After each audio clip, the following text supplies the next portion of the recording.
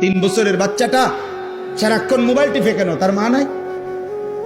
12 বছরের ছেলেটা সারাক্ষণ মোবাইল টিপে কেন? কেন তার বাপ নাই? আপনি চিরানি খান, আপনি ঘাসনি কাটেন, কার জন্য আপনি রোজগার করেন? এত টাকা, এত ঘাম, এত পয়সা আপনি রোজগার করছেন ওর জন্য? কার জন্য বিল্ডিং করলেন? ও তো এক ওয়াক্ত নামাজ পড়ে না। এই দুশ্মন আমনের জন্য কি উপকারে আসবে? কথা বলে না।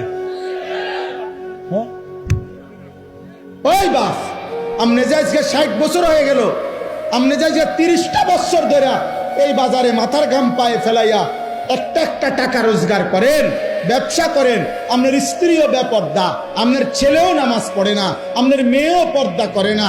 আপনি এনে বাজারে ঘাম ঝরে, আর তারা বইয়া বইয়া টেলিভিশনে ঘরে সোফাত বইয়া তারা নর্তকীর নাচ দেখে, নাটক দেখে, সিনেমা দেখে।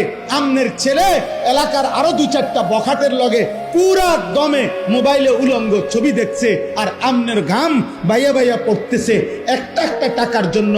এই দুশ্মন যারা, আল্লাহর দুশ্মন, নবীর দুশ্মন, ইমান ইসলামের দুশ্মন, যাদের ওযু নাই, সেজদা নাই, নামাজ নাই, দিন নাই, শরীয়ত নাই, এদের জন্য যে আপনি এত কষ্ট করলেন, এরা আপনার দুনিয়ার কি কাজে আসবে, আখিরাতের কি কাজে আসবে?